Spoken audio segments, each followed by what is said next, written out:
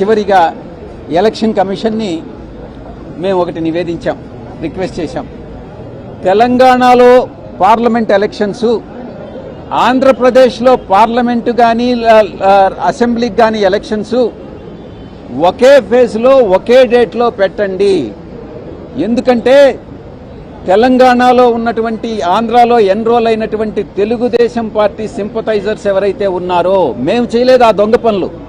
Telugu Desam party Chandrababu Naidu గత 14 సంవత్సరాల్లో ఎప్పుడైతే రూల్ చేశాడో, ఆ రూల్ చేసినప్పుడల్లా ఈ యొక్క మోసపూరిత కుట్రపూరితంగానే అధికారంలోకి వచ్చాడు. అధికారంలోకి వచ్చిన తర్వాత ప్రతి చర్య కూడా అది ఎలా అధికారాన్ని నిలబెట్టుకోవాలి, ఎలా కుట్రపూరితంగా మిగతా వాళ్ళని మోసం చేయాలి, ఓటర్లను మోసం చేయాలన్నటువంటి ఉద్దేశంతోనే పరిపాలన సాగించాడు.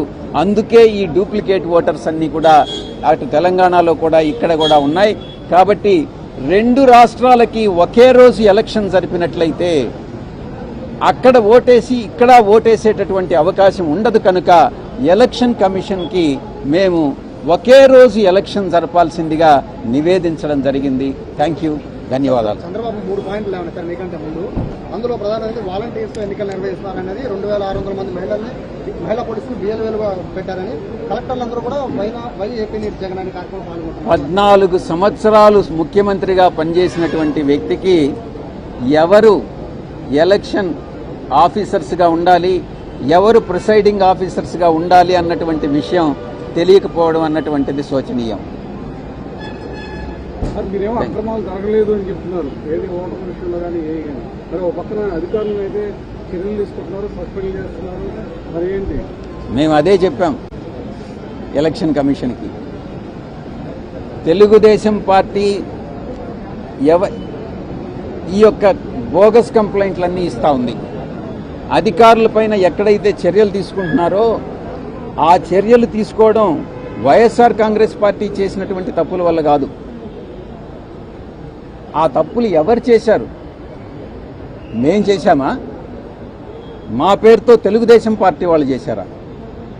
అది ఎవరు చేశారు, దాని వెనక ఎవరున్నారు అన్నటువంటిది నిజాన్ని నిర్ధారించండి అని ఎలక్షన్ కమిషన్కి నివేదించడం జరిగింది. నేను గతంలో చెప్పినట్టుగా చంద్రబాబు నాయుడు జీవితమే ఒక మోసపూరితమైనటువంటి జీవితం, కుట్రలమయమైనటువంటి జీవితం, అది రాజకీయ జీవితం. కాబట్టి వీటిని ఆరోపణలను నమ్మవద్దు. ఎవరైతే అధికారులు నిజంగా తప్పు చేసి ఉంటారో ఆ తప్పు చేసిన అధికారుల మీద చర్య తీసుకోవడంలో తప్పే లేదు. వైఎస్ఆర్ కాంగ్రెస్ పార్టీ ఇలాంటి తప్పులు చేయదు అన్నటువంటిది ఖరాఖండిగా నేను నిర్ధారించి చెప్తా ఉన్నా. Thank you.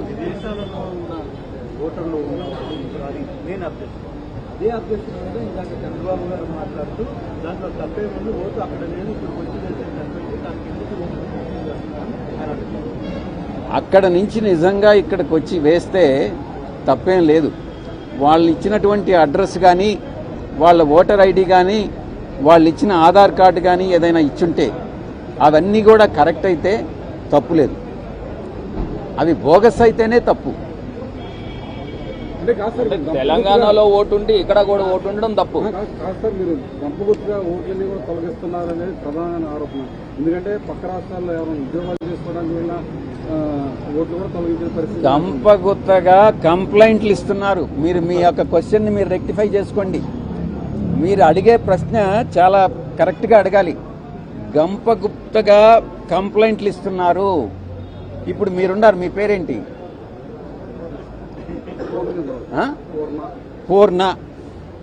పూర్ణకి 175 నియోజకవర్గాల్లో ఒక 25 లక్షల మంది బోగస్ ఓటర్స్ ఉన్నారని కరాఖండిగా చెప్పగలడా?